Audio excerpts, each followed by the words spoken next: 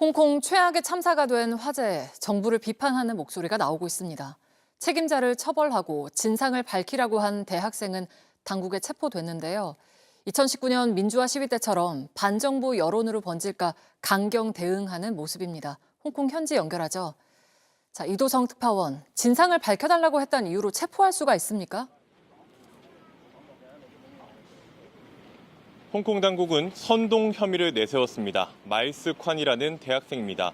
콴은 참사 직후 정부를 공개 비판하고 진상 규명을 위한 4대 요구 청원을 올리며 시민들의 참여를 독려한 것으로 알려졌는데요.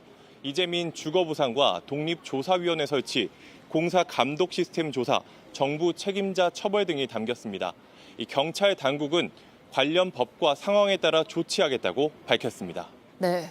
홍콩 정부가 이렇게 강하게 막는 이유를 어떻게 봐야 할까요? 추모 열기가 반정부 여론으로 뒤바뀔까 우려하고 있다는 게 외신들의 분석입니다. 최악의 화재로 대중 등의 분노가 커지고 있기 때문에 이를 잠재우기 위해 전력을 다하고 있다는 건데요. 홍콩 민주화 시위 이후 세워진 국가안보공서는 성명을 통해서 허위 정보를 유포해 분열과 대립을 주장하는 세력이 있다며 참사를 이용하면 엄중히 처벌받을 것이라고 경고했습니다. 홍콩 당국은 참사 직후 현장에 모인 자원봉사자들에게도 불법 집회라는 이유로 강제 해산시켰는데요. 현장에는 임시 지휘소를 대신 세우고 전투복 차림의 경찰들이 24시간 순찰을 이어오고 있습니다. 네, 그리고 여전히 실종자들이 남아 있는 거죠? 네, 맞습니다. 불길이 가장 거셌던 건물은 여전히 수색이 쉽지 않은 상태입니다. 당국은 조금 전 브리핑을 통해서 사망자가 오늘까지 146명으로 집계됐다고 발표했습니다. 실종자가 여전히 100명이 훌쩍 넘는 것으로 파악이 되고 있기 때문에 수색 범위가 늘어날 때마다 추가 피해가 확인될 전망입니다. 유가족들이 애타게 소식을 기다리는 가운데 오늘도 현장에는 이렇게 많은 사람들이 모여서 2km가 넘는 긴 줄이 늘어서기도 했습니다. 지금까지 홍콩 타이포에서 JTBC 이도성입니다. 홍콩 아파트 화재 참사가 난 지 나흘째입니다. 현장엔 수천 명에 달하는 추모객들의 발길이 이어지고 있습니다. 현장 연결하죠. 자, 이도성 특파원, 참사 이후의 첫 주말입니다. 현장 분위기 어떻습니까?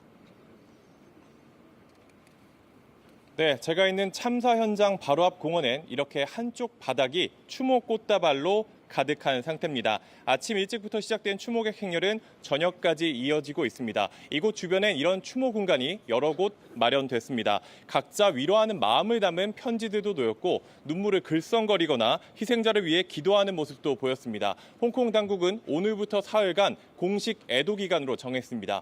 추모객 이야기 들어보시죠. 表達對死難者個安慰一下嚟，祝福佢哋早登極樂咯。 네, 홍콩 당국을 비판하는 목소리도 나온다고요? 네, 인명피해를 키운 게 결국 시스템 문제라는 지적입니다. 이번 공사를 두고도 여러 차례 민원이 제기됐지만 당국이 위험성을 낮게 평가했다는 건데요.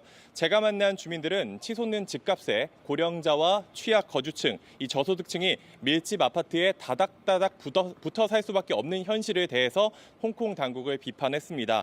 이 생필품과 의류 등을 나눠주던 공간이 당국 명령으로 철거된 걸 두고 이 외신들은 수백 명의 사람들이 자발적으로 모였는데 당국이 6년 전 민주화 시위를 떠올린 듯하다 이렇게 분석했습니다. 네, 추가 인명 피해는 확인이 됐습니까? 네, 경찰 수색팀은 아침 일찍부터 내부 수색을 시작했습니다. 혹시 모를 생존자를 찾고 희생자들의 시신을 수습하기 위해서인데요. 이 홍콩 당국이 조금 전 새로운 발표를 했습니다. 이 발표에 따르면 사망자는 어제와 같은 128명이지만 실종자 가운데 일부 주민들이 연락이 닿으면서 전체 실종자는 150명으로 집계된 상태입니다. 지금까지 홍콩 타이포에서 JTBC 이도성입니다.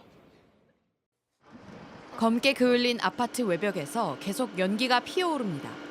완전히 타버린 건물 사이 일부 세대에선 아직도 빨간 불길이 보입니다.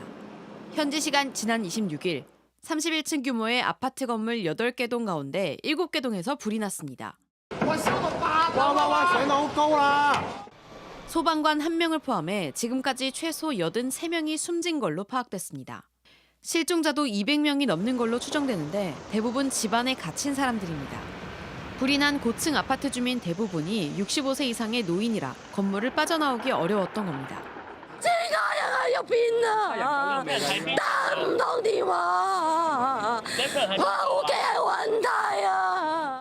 부상자들 가운데 상당수가 위독한 상황이라 사망자는 더 늘어날 수 있습니다. 외교부에 따르면 우리 국민 피해는 접수되지 않았습니다. 소방당국은 건물 내부로 진입해 수색 작업을 이어갈 예정이지만 통로를 중심으로 각 세대가 날개 모양으로 배치되어 있어 구조 작업이 쉽지 않은 상황입니다. 홍콩에선 지난 1948년 창고 화재로 176명이 숨졌는데 이번 사고가 그 이후 최악의 참사로 기록될 걸로 보입니다. 아파트 건물이 낡은 데다 대규모 보수 공사를 위해 설치된 대나무 비계 등이 인명피해를 키운 원인으로 지목되고 있습니다. 홍콩에선 주요 정당들이 다음 달로 예정된 의회 선거 유세를 전면 중단했고 아예 선거 자체가 미뤄질 가능성도 있습니다. 이 밖에 각종 문화, 스포츠 행사도 줄줄이 연기되는 등 희생자를 애도하고 있습니다. JTBC 하혜빈입니다.